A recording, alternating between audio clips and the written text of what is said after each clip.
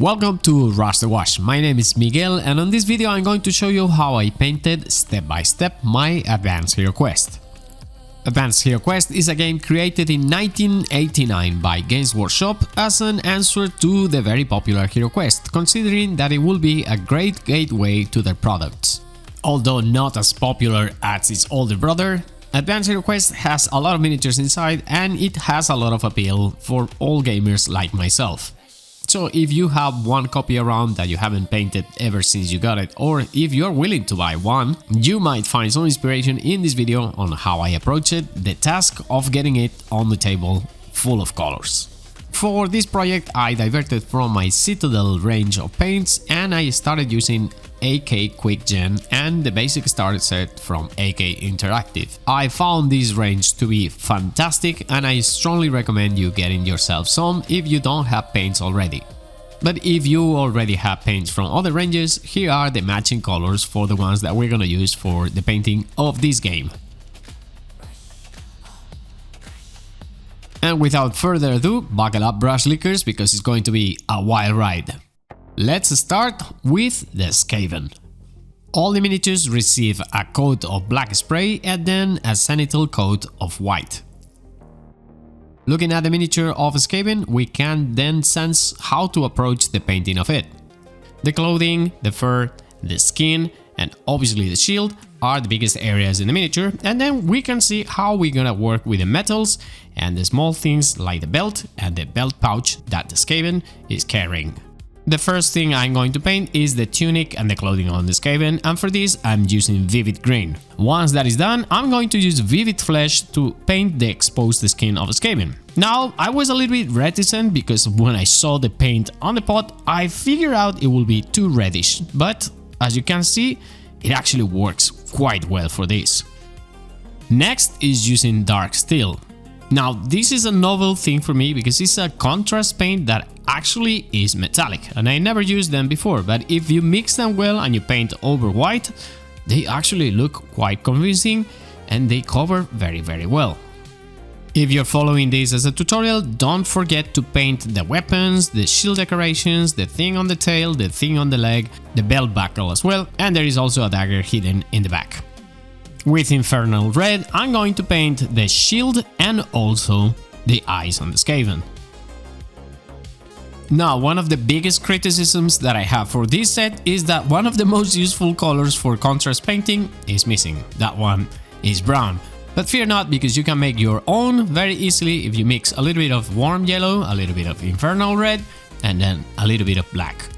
The coolest feature of this is that you are not always going to get the same mixture, and for painting the fur and doing different rust effects, it is great. You can also achieve a different type of brown by just mixing the warm yellow with black, and that is going to work perfectly fine for painting the wood in the back of the shield and the weapon shafts in this Skaven. One of my favorite paints is Dragonhof Nightshade, and I don't have it right here, so mixing a little bit of power blue and black is going to make the same effect. This grey bluish paint has a plethora of effects, and one of them is painting things like the belts in this Skaven. Because I'm going to paint the bases in my usual dungeon style, I'm going to wash those with the same mixture right now. As they are right now, they are perfectly playable, but remember, you guys can always go the extra mile, and that's exactly what we're gonna do. We're gonna give some highlights and make them pop.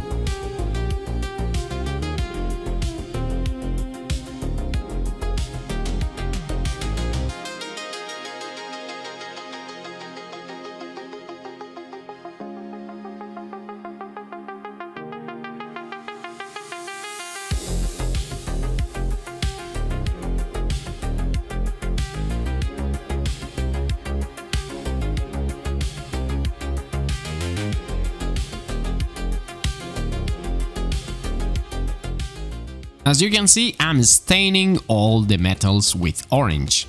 This is going to create a nice patina. It looks very drastic now, but once it dries, it becomes very similar to rust. It is now the last leg of painting this Skaven, and I'm going to open my eyes yellow to start sketching those flagstones in the bases, and after that I am going to use it to give a last highlight on the tunic. All the details worth touching up are the teeth, the eyes, and maybe, if you find any mistakes, some areas of skin. With white we are going to sketch the borders of the flagstones, and with black I'm going to paint between the flagstones, and if you feel adventurous you could try and make some cracks in those. This is up to you, but I always paint the borders of my bases black. If you have a lighter metallic color, like for instance iron breakers, you should touch up the blade and the symbols on the shields, and you can also touch up the blade of the dagger that the Skaven is carrying in its back and the rivets of the belt and the shield. I'm going to be cheating a little bit. I know I made a mix of brown before, but if you have Agrax Earthshade, it works perfectly fine for this, which is darkening the metallics and the wood a little bit. And with a yellow wash, I am going to touch up the dagger pommel and the eyes of a Skaven. And with that, my dear friends, our rats for Advanced HeroQuest are more than ready to meet our heroes in the underground caverns of the old world. Next, we're gonna start painting the heroes. Now, one thing that I did for this project is I decided to designate 3 of the henchmen and paint them like the heroes, so you could very easily recognize them on the board. Therefore, a few things that we're gonna paint on each one of these miniatures, they are very similar, so I'm gonna get them out of the way right now. And those are, for instance, the way I painted the leather. For black leather, I used ultramarine blue, did some highlights with ice yellow, and then I darkened it all with Drakenhof Nightshade.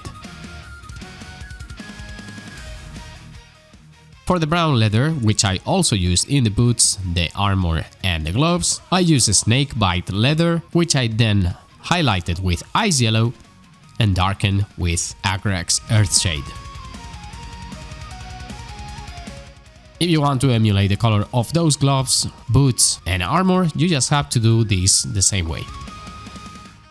The first of the heroes that I painted was Heinrich Lowen. He's wearing a lot of armor, so it's a no-brainer to start with that. After doing the base coat for the armor and the weapons, I painted his pants and his shirt, and also half and half of the shield with space magenta and power blue. Since I was at it, I decided that with the space magenta I will give it an undercoat of very diluted paint on the face. I didn't know what I was doing, but I expected it to do a little bit more for the flesh tones that we will obtain later with vivid flesh. And then with warm yellow I painted the belt and the lion on the shield. And then a quick coat of vivid flesh over the face. I came now with AK Quick Gen Black and painted all over the armor and the weapon, and in some places where I thought that the recesses needed an extra oomph. Since I had it in my palette, I mixed it with power blue and I created that Drakenhof Nightshade paint and painted the feathers with it. Now, as usual, depending on how much time you want to spend on your miniatures, this is perfectly playable as it is, but I usually want to do a little bit of highlights and cleaning up and touching up because, you know, rush the wash. I highlight and clean up the armor wherever I think that is too shady with Rune Fan Steel. And now I do the most bothersome and time-consuming part of the painting, which is highlighting, edge highlighting with ice yellow most of the parts of the miniature that are not metal. This includes obviously the leather as we saw before, and also clothing and the face. The lion emblem and the edges of the shield receive the same treatment. This is setting up for later doing a glaze over these highlights and making a transition much more smooth. If you do have the patience and the pulse, it actually pays off very well, and it does look fantastic once those glazes dry. Last touch-ups include doing an straight yellow wash on some parts of the armor just to make it look a little bit more interesting, you know, gold, and giving Agrax Earthshade and a very light power blue wash here and there, mostly on the rivets and some areas of the armor as well, just to make it look a little bit grimy but also as tempered steel. Of course, painting the eyes is a big part of it, painting the teeth, and highlighting the plumes on the helm.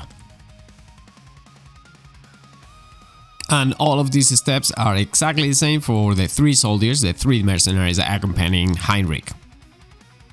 More so, if you want to paint your dwarf, it follows almost the same steps faithfully.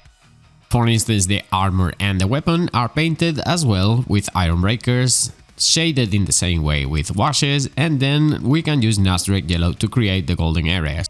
The beard was washed with the same blue-black ink combination and then highlighted in white, as you can see here. Once again, the mercenaries followed exactly the same steps for everything, the biggest difference perhaps being that I used gold instead of yellow to paint the symbols on the shields for everyone. And thus we have two of our heroes ready to explore the underground complexes of the old world.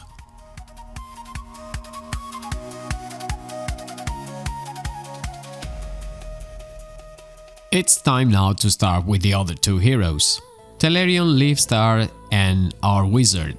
Magnus the Bright are slightly more interesting miniatures, not because of the sculpts, but because of the things that we can do with them. But the same caveat applies here. We have only a limited assortment of paints, and here all that we have to do is decide more or less how to combine them in a way that they are easily differentiated when we play with them. Now, the solution is very simple. If you paid attention to the pictures I'll show you right now, the things that I did here differently is choosing a couple of focal points for each one of the miniatures. In the case of the elf, I'm painting the tunic green, and this color is going to be translated as well to the men-at-arms that accompany him. It's a simple 3-step process. We are going to start with deep green and then a highlight of frog green, followed by a last highlight of course, ice yellow. The transitions between these three colors are too violent, so glazing it with vivid green is going to help make that much more smoother and more in vein with the rest of the painting that we have done thus far. Telerion Leafstar's mercenaries, they also have a couple of details that I wanted to talk about, and one of them is painting the beard when I'm darkening the leather that has been painted somewhat black. And for this I use Drakenhof Nice Shade. Also, the shields and the emblems that they carry, they are white, and I'm gonna shade it with the same wash again, which is Drakenhof Nice Shade. You have to be strategic here because you don't want to spend a lot of time with highlights, so choosing the places where you're going to be doing the shading is very important. In this case, this eagle, I'm just doing that in the feathers, well, the underside of the feathers, and a couple of places where I think the shading will look the most striking. Basically, the area beneath the places where the lights will be hitting. Honestly, Magnus the Bright is my favorite mini of the set, and usually I'm quite partial with dwarves and elves, but this guy in particular has a lot of potential for painting. Here I went a little bit off the rails. I decided to do layering, and for that I used the basic starter set blues. I started painting with a thin coat of amethyst blue, followed by highlights of imperial blue and a few more of deep blue. And this exact same process was copied onto the men-at-arms that accompany Magnus. In fact, we're gonna see the same process for everything in these soldiers.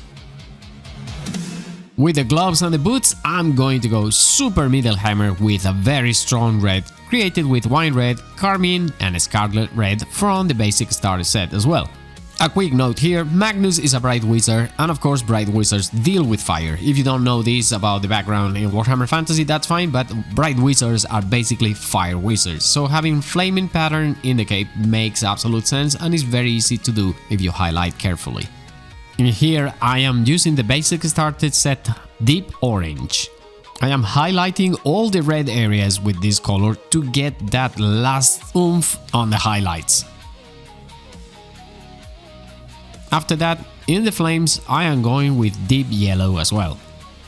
If you want to emulate these flames, you have to paint them in this wavy shape. Some of you probably will do that better than me, but the steps are going to be more or less the same. Use different shades of red, highlight with orange, and end up with yellow. And speaking of yellow, since I have it on my palette, I'm going to use it to paint all the emblems on the shields of the men-at-arms, and not only that, but also Magnus's hair. The elf's hair has been painted the same way by shading it afterwards with Nazareth yellow.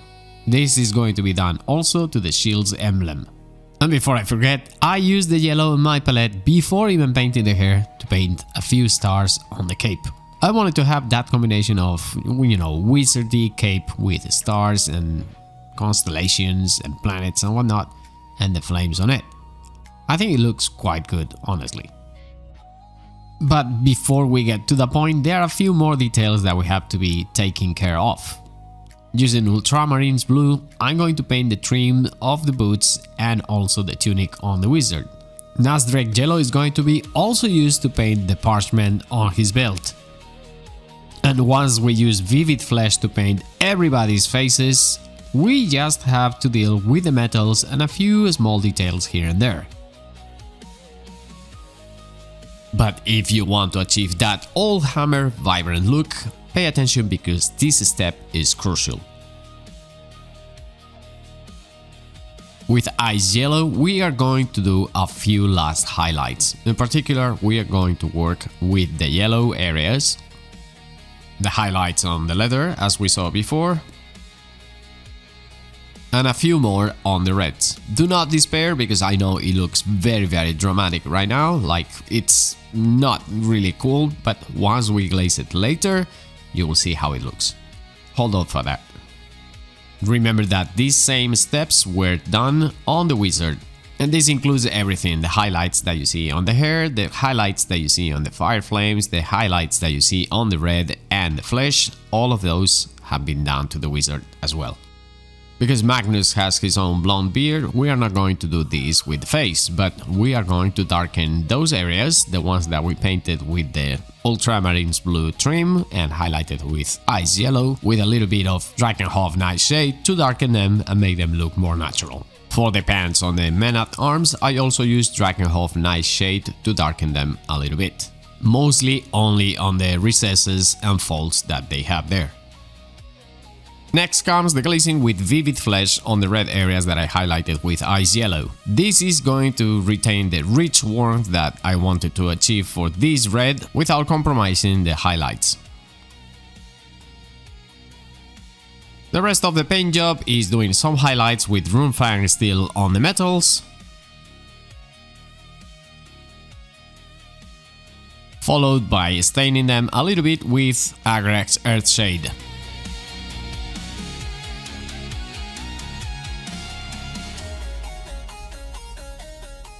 The golden details of Magnus, of course, are going to be painted with Nasdrek yellow, and then the same process of darkening certain areas with Agrax Earthshade, such as the pants in this case, where later on I'm going to highlight them with white wherever I stain them.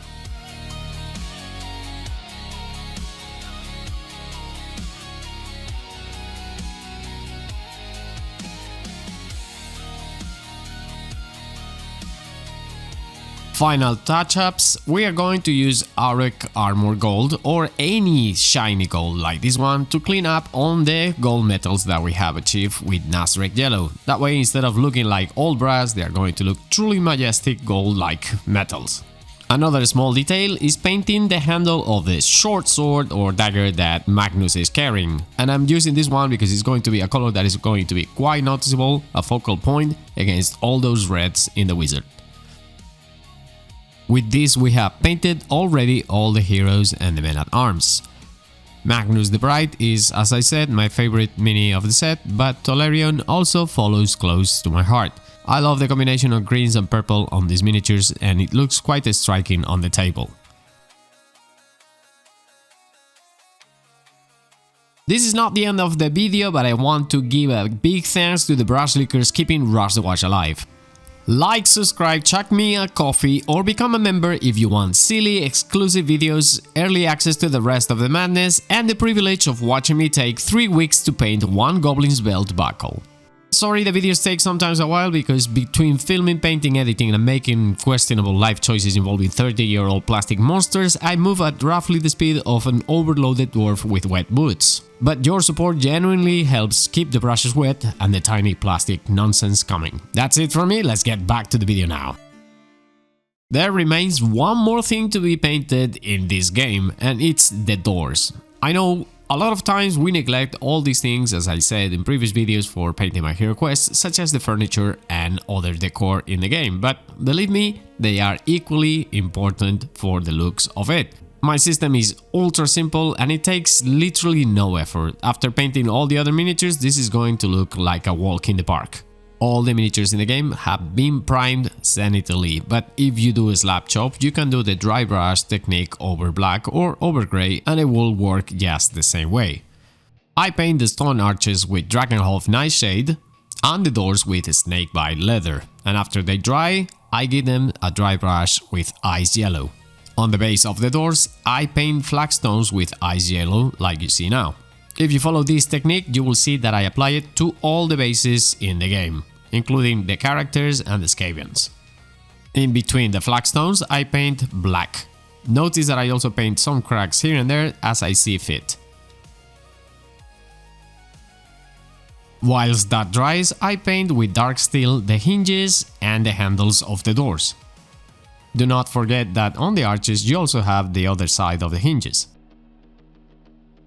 And now with a big brush, I'm going to give a very generous wash of Agrax Earthshade both on the arches, the stonework and the doors themselves. I make sure that I clean all the extra excess that we have of Agrax Earthshade so it doesn't pull too much. What I want to do is tint it with the color, not drench it and make it unrecognizable. With a sharp brush and a little bit of pulse, I'm going to paint the flagstones on one side as if the light was hitting it on there.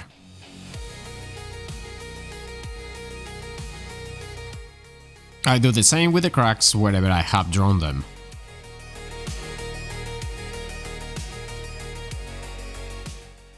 This is a personal choice, but I like painting lichen on my dungeons. I mix a little bit of vivid green with yellow, and then this is going to be used to paint small dots here and there to create the effect that we have moss, lichen, something slimy growing on the flagstones of this dungeon. And of course, where there is this amount of humidity, we are going to have also rust. Water down some orange, will ya, and just put it on top of the metals. It doesn't matter if it looks that it's too strong right now, because once it dries, it will look like proper rust.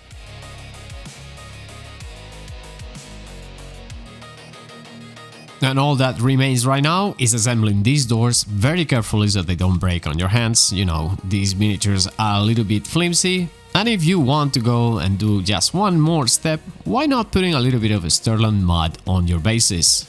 I mean, this is a Skaven infested environment anyways, so I'm pretty sure they don't use the toilets that often, do they? So there you have it. With the doors, the whole set is painted, and now we have one of those classic games that I always wanted to own since I was a kid, finally painted and ready to be played with. This has been a super fun project for me and one of my dreams come true. If you enjoyed the video, please leave a like, subscribe to the channel if you haven't done it yet, leave a comment if you want to see more stuff from Rush the Wash. And remember guys, my name is Miguel, this has been Rush the Wash, and I'll catch you in the next one. Un beso, adios.